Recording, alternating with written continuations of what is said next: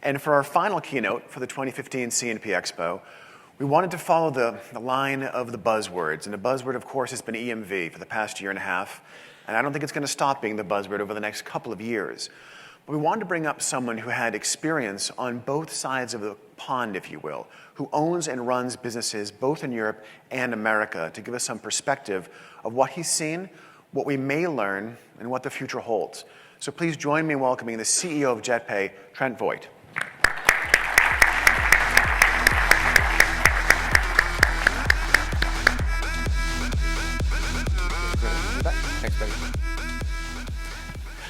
Well, I wanted to start out by first saying that I asked Neil beforehand to give a really bad presentation so I looked good.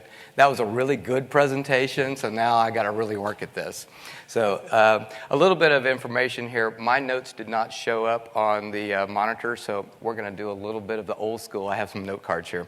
So with that in mind, I am Trent Voigt. I have been running processors for about 25 years.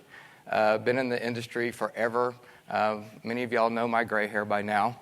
I have been running a processor in a processing facility in the UK as well for well over 10 years.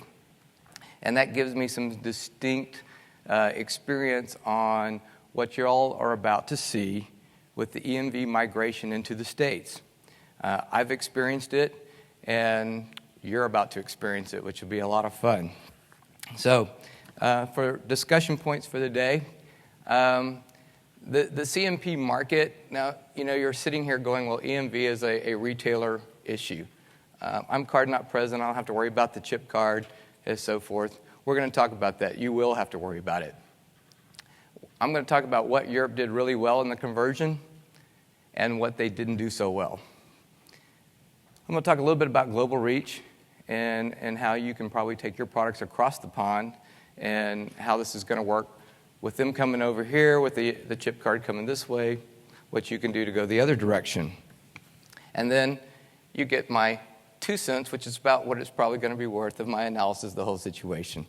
So anyway, I've sat through a lot of bad speeches, a lot of statistics, lots of slides, all that kind of good stuff. I'm just kind of one of those people that kind of poke fun of everybody. So hopefully we'll poke fun of everybody in this room, and maybe it won't be so boring with all the statistics. So, for a short time, I want to discuss the where we came from, where this market came from. And wow, my props got hidden.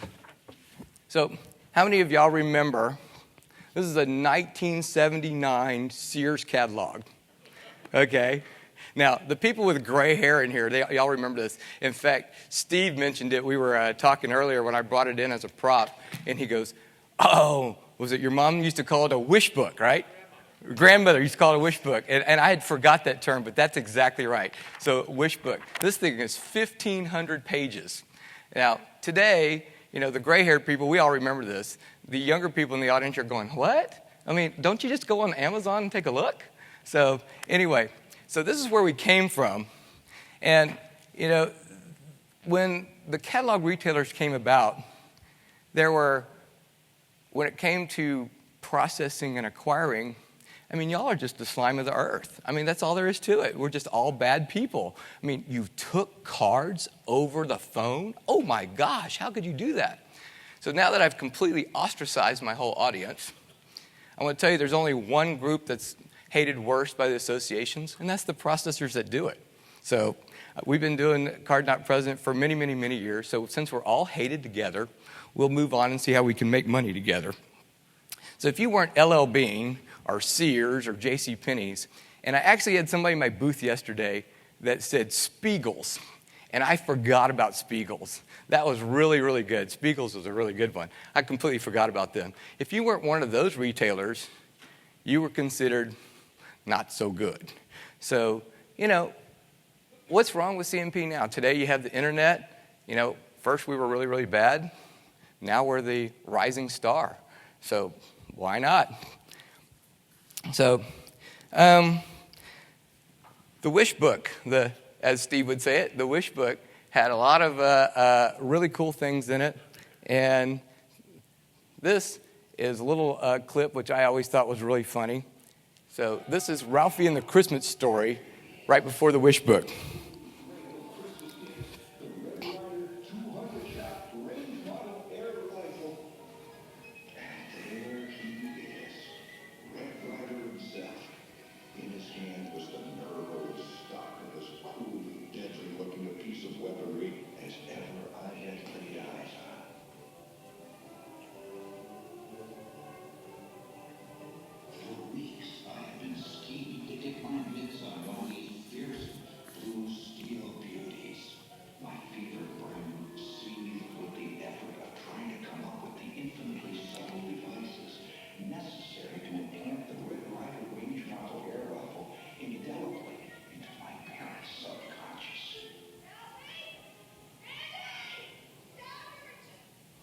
So Ralphie's got his nice little magazine ad up there.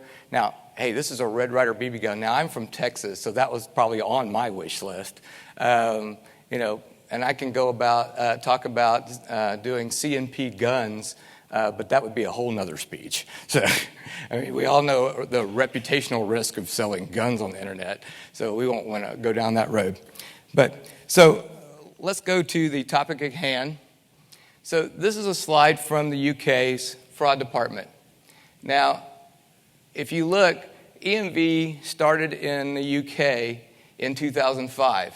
So if you look at 2004, you'll see that there's 218 million pounds of card fraud, and this is at the retail level. So this is the face-to-face guys. As they would say in the UK, these are the high street merchants. So if you look, it took about 2 years for it to convert over to chip and pin. In chip and pin, it dropped it down 70%, down to 72 million pounds. Now, that is chip and pin. With that in mind, I want to discuss, in the U.S., the issuers seem to be going heavily to chip and signature. I haven't exactly figured that out yet. I've talked to a lot of the issuers, and I've gotten, they can't remember their PIN for their cards in their wallet, so forth and so on. I really haven't figured out why. I mean, if you do chip and signature, you have 2 pieces of paper. With chip and PIN, you don't have that. You only have to give 1 receipt to the customer. You don't need a receipt for your till. With chip and signature, you have to have a receipt for your till. You still have the possibility of not my signature chargebacks, etc. Now, the issuers are saying, they can't remember their PIN. Well, I'm really not too sure that the people in Europe are smarter than we are over here. So I haven't got that figured out yet. But anyway, so this is your statistics. Now, you've got all that fraud, and then you have to go back to the theme and you say, hey, what did they do good? What did they do bad to make this all happen? Well, one of the things that Europe did, and this has a lot to do with the time that this happened. So at the time that the conversion came over, infrastructure wasn't really that good for the internet at that point in time. So retailers, European infrastructure on communications is a lot older than ours. So it took a lot longer for the retailers to get internet in their stores. So everything they put out cellular units, lots of GPRS units, etc. And what's really strange is Europe is the most awful place for change. They do not want to change. So today, even though the retailers have great internet in their stores, just like we do, they still put out cellular units. It causes a lot of angst among consumers because it takes a long time. You got cellular problems, so forth. So that's one of the things they don't do very well in Europe. So I have a restaurant that I go to outside of my office in London. It's a little Italian restaurant. Maurice is the vendor there. So this clip from RV with Robin Williams has a lot of the same facial expressions and a lot of the same issues I deal with Maurice. So Maurice comes to my table, and he has a pay at the table terminal, and he brings it to me, and I do my transaction, and I put my PIN in, because I do have a chip card. I have a European chip card. So I put my PIN in, and then I hand the terminal, I'll do my tip, I hand the terminal back to Maurice. I love Maurice to death, but he has really bad cellular service in his restaurant. And he ends up taking the terminal, and he sits there, and he gets this ugly face on him, and he goes over here a whole lot like Robin Williams. He walks over to the window, and he does this, and then he walks over, there's a staircase over there, and he goes around the staircase, and he tries to get there until he finally gets somewhere in the store, and he'll stop. And he'll go right there, he's got a signal, and he gets the transaction to go through. Sometimes that transaction takes 2 or 3 minutes. And I just can't figure out why Maurice doesn't go Wi-Fi. And I ask him, Maurice, every time I come over, I know, Mr. Voigt, I know, but, that's what they just keep sending me. So once he gives me my receipt, he has that little look on his face, which I love. So anyway, so let's go back to the slide at hand. So prior to CNP, or the fraud on CNP, that's what your fraud's going to look like after EMV gets here. So before, you had 29% of the fraud before EMV was card not present. After EMV, it's 67%. So you have the fraudsters out there. Now the fraudster, he's got, I have a good relationship with one of the risk managers at Visa, and so I'm going to take his quotes for this. So I'll give him credit for that. He goes, "Hey, the fraudsters out there, they got to make a living. He's got a family, he's got a car payment, he's got school tuition. He's got to make a living. So if you take his easy living away from him, where's he going to go? Well, this is where he's going to go. So today in the U.S., they just dupe the stripe. So they take a card, they re-encode the stripe, they walk into your high retailer, your electronics store, they buy a big screen TV, they buy, a DVR, so forth. They come out, they go over to the pawn shop, they pawn it, they go stick it out on Craigslist, they put it out on eBay, they make a nice living, baby's got a new set of shoes, we're all good. Now you take that away from them, and you put a chip out there. Well, the fraudsters, some of them will adapt to that, some of them are really bright, they'll figure out how to work that on the chip situation, but most of them will go, new avenue, got to figure out how to make that car payment, how am I going to do it, how am I going to make that the private school tuition, so they're going to go somewhere else. They're going to go to the moto retailer. They're going to go to the internet. Now, with that in mind, you've got the internet has some really nice features that were put out there by the associations. So you have 3D Secure, you have MasterCard, a secure code verified by Visa, and these are features that were put out by the associations that help combat fraud and that also shift the liability over to the issuer. And that's what we all want. We want the liability on the issuer side. We don't want it on the merchant side. Now, in Europe, in the US, 3D Secure is absolutely almost a dead product. You rarely see it.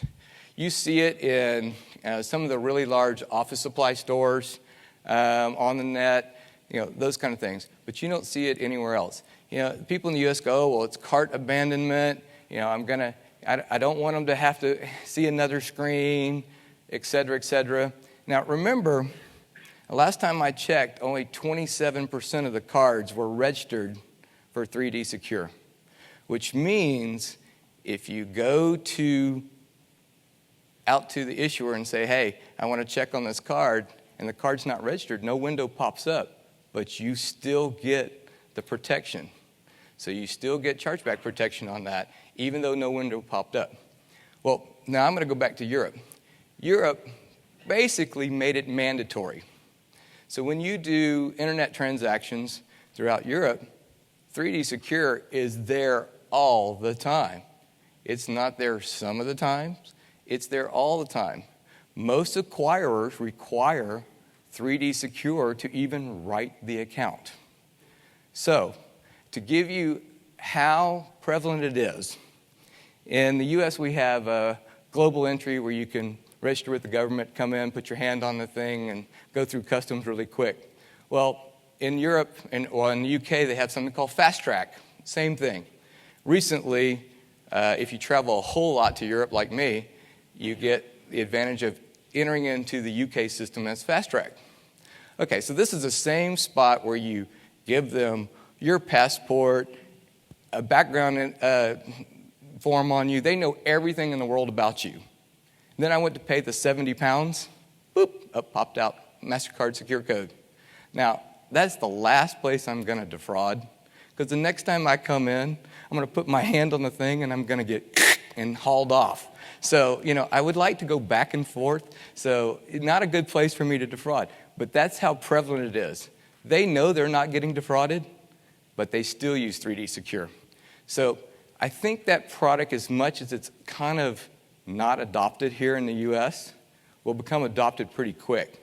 So you need to look at that if you're an internet retailer. You might as well start going down that road, because when this EMV starts shifting over in October, and like I said earlier, I don't think that it's going to be 2 years in the States. I think it's going to be a little bit longer. Probably it's going to be 3 or so before everybody does it. I mean, you have I talked to a fast food chain just the other day. They have, for round numbers, they have like 8,000 stores with, on average, 4 units per store. And they're going, the cost to convert that is just huge. And I'm trying to save on an $8 ticket. I'll just take the beating. And they're like, if the fraudster wants a burger, we'll give him a burger. So, later on, their thought process is, hey, as units fail, we'll replace them with EMV units, etc. Now, they are going to have to make an investment in their software to be able to do that. But still, it's kind of a big deal. So you have 3D Secure for the internet. What do you have for the moto world? Well, let's see how Ralphie does with his BB gun here. Okay, Black Bart, now you get yours.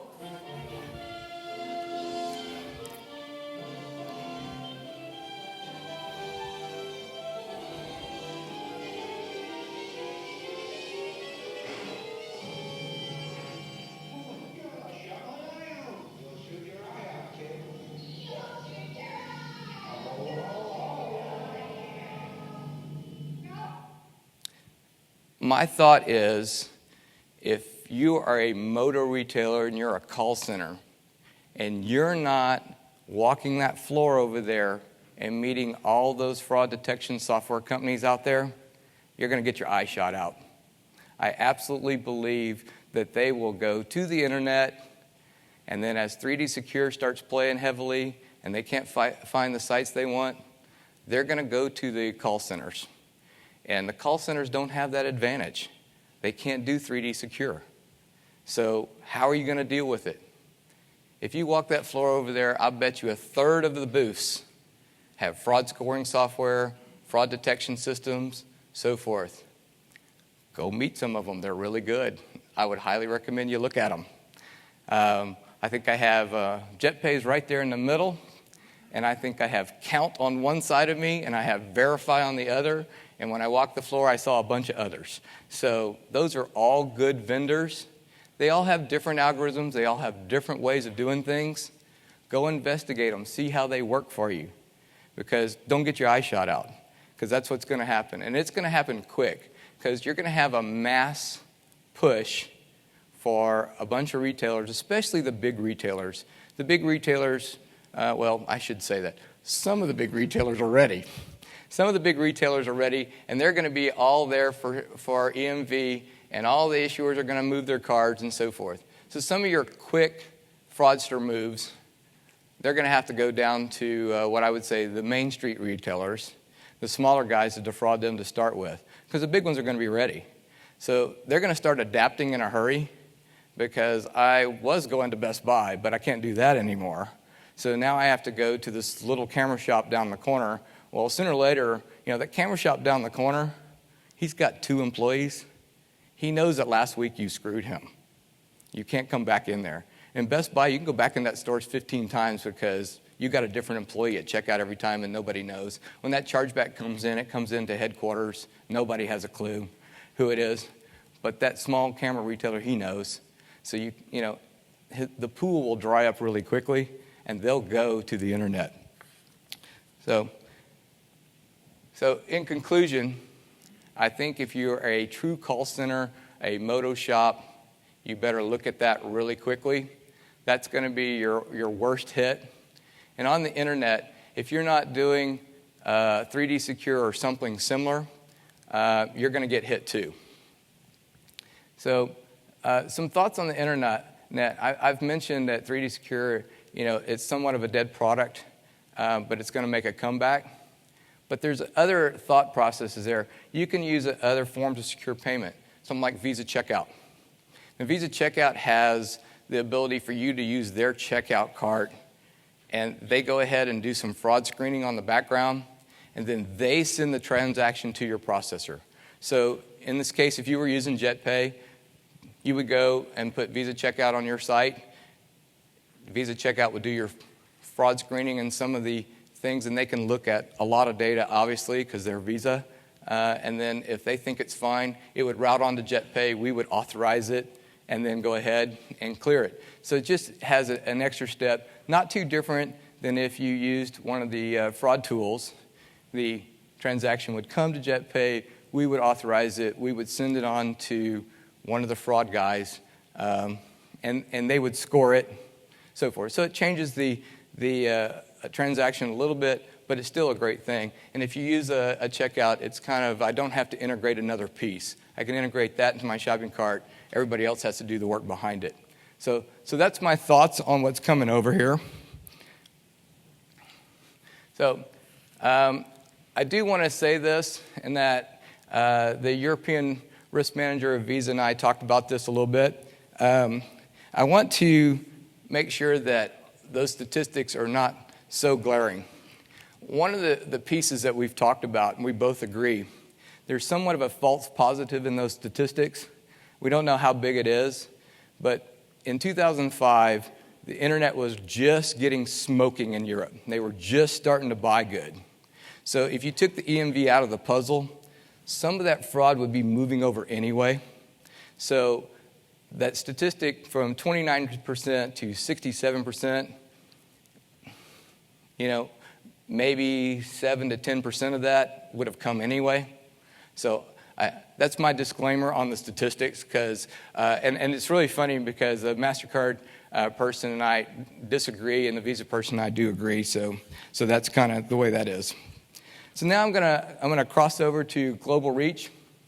So if EMV is coming across the pond this way, why can't you take your product across the pond that way?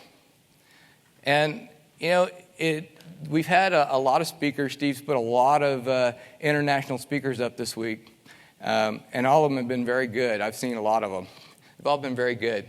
So I'm going to add on to some of these, and I'm going to conflict with some of them. How's that? So there's a couple of ways to handle this. This is the normal way. It's the do-nothing way. And that's what's going on a lot of your internet sites right now. I just do nothing. And it produces a really bad customer experience. If you get a customer from the UK, you get a customer from Europe, they're on your site, they're dealing in dollars, they have to do math in their head, and we all know how many of us do well with math in our head. Okay, so that product is $10. How much is that in pounds sterling? Well, it's 7. And so it's not a really good experience. Not only that, it's hugely costly for you. So not only do you have a really large interchange increase for foreign cards, but you have a really large cross-border fee. In fact, in the April compliance, MasterCard raised their cross-border fees from 40 basis points to 60 basis points for local currency. What's even worse is they raised them from 80 basis points to 100 basis points for other currency. That's 1%. You're paying a penalty of 1% plus higher interchange to take foreign cards. So why do you want to do that? So that's number one. The second solution, and this is an elegant solution, is dynamic currency conversion. It produces a really good customer experience. You come on to the site, you probably put the flags on the top of your site so people go, oh, wow, there's a UK flag, and you click on it, and your site adapts into a UK environment. So you now have a good customer experience.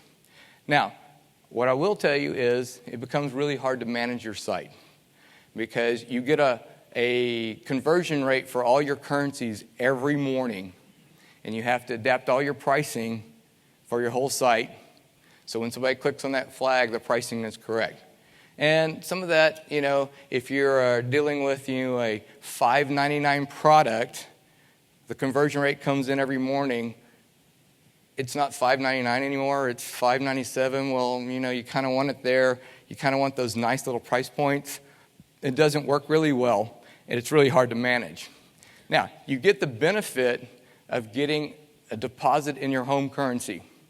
So even though you took Australian dollar, you took New Zealand dollar, you took pound sterling, you took euro, the deposit comes in dollars to you, which is a really nice thing. Most CFOs love that. Now, you have a hidden markup ability. This is a good thing. So, you can put, say, a 3% markup on your currency conversion. And most of the time that is done with a rev share on your currency conversion provider. So maybe you have a 3% markup on your pound sterling. You end up getting a 1% rebate on that. The bank and the currency conversion provider, et cetera, get the other 2%, so forth. But you can play with your markup. You can go to 5%, so forth. It's an item that you can deal with. So it gives you a revenue share. You can kind of cover some of your costs. The third way to handle it is a foreign merchant account. A foreign merchant account requires you to have a domicile in that region. So if you're going to play in Europe, you need to be in the UK, you need to be somewhere in Europe. You're going to play in the Asian Pacific currency, same thing. So, if you're going, well, I don't have a company there, that's okay. We can work through that, and I'll talk about that in a little bit. You also need foreign banking.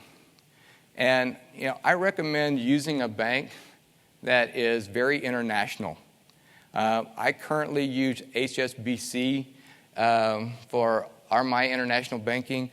I'm not plugging HSBC by any means, but it works really well. So they're an Asian Pacific home bank. They have branches all over Europe. They have branches in the U.S. So you can set up a Hong Kong dollar account, you can set up a euro account, a pound sterling account, a dollar account, all in the same bank. And when you want to move funds, you just move them between that on the internet. It's really nice. You don't have to worry about it when you want to accept a new currency. You call your banker and you say, hey, can you set me up an Australian dollar account? I'm going to start doing New Zealand dollar. Can you do that? Sure. So it's really that simple. Now, the setup time to set up a foreign merchant account and a foreign subsidiary and so forth is a lot longer than doing a dynamic currency, or absolutely doing nothing takes no time at all. So anyway, my preferred method, and this is what I tell a lot of my customers, is the foreign merchant account. The setup time generally takes about 6 weeks, and that includes getting the bank account. And one of the things I always tell my customers that are moving across the pond, moving international, in the U.S., we are really wickedly fast at everything we do.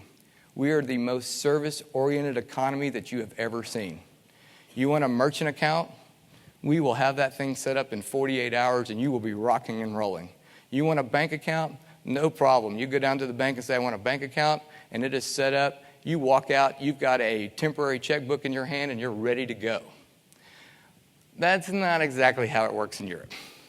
So in Europe, and I see one of my favorite banking partners in the audience. So in Europe, it'll take 6 weeks for you to get that merchant account set up.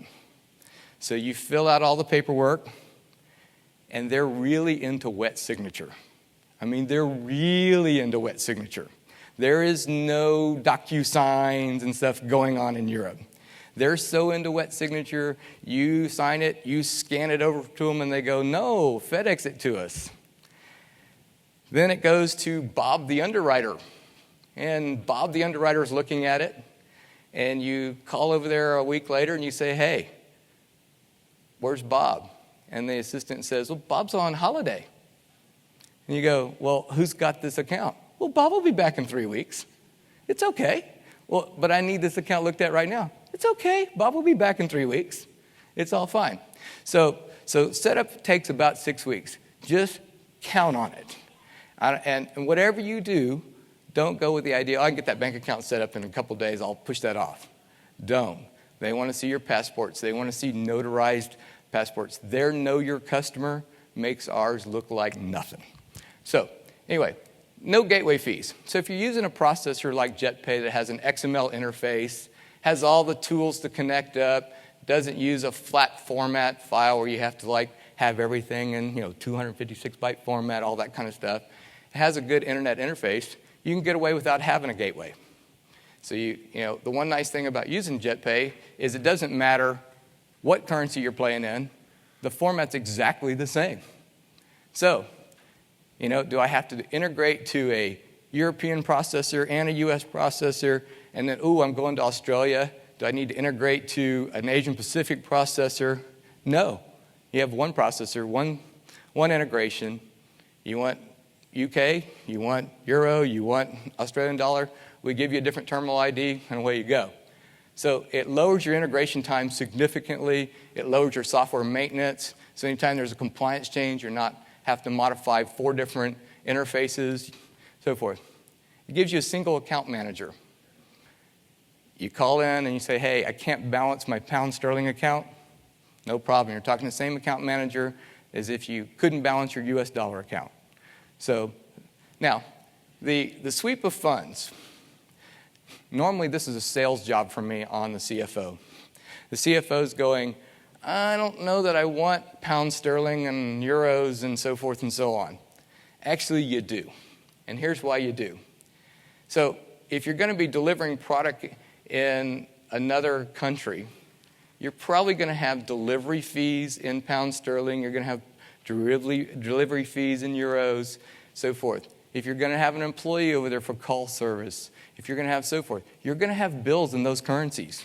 So you can pay for the conversion to come over, or you can pay for the conversion to go back.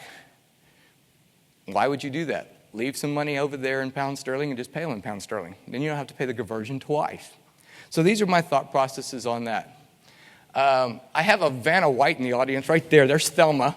Thelma, it has an international white paper that CNP actually did with us a while back. Has a lot of these comments in it. You can, if you raise your hand, Thelma will get you one, and so forth. Or you can grab her on the way out. She's in the bright orange shirt, like our bright orange booth, so forth. So I will open the floor to questions at this point in time.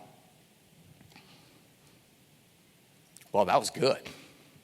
That's okay. The exhibit hall's opening in 1 minute. Exhibit hall's opening in 1 minute. See, I cut it right on the line. So thank y'all very much. I appreciate it. If you have any questions, JetPay's right in the front. We'll all be there.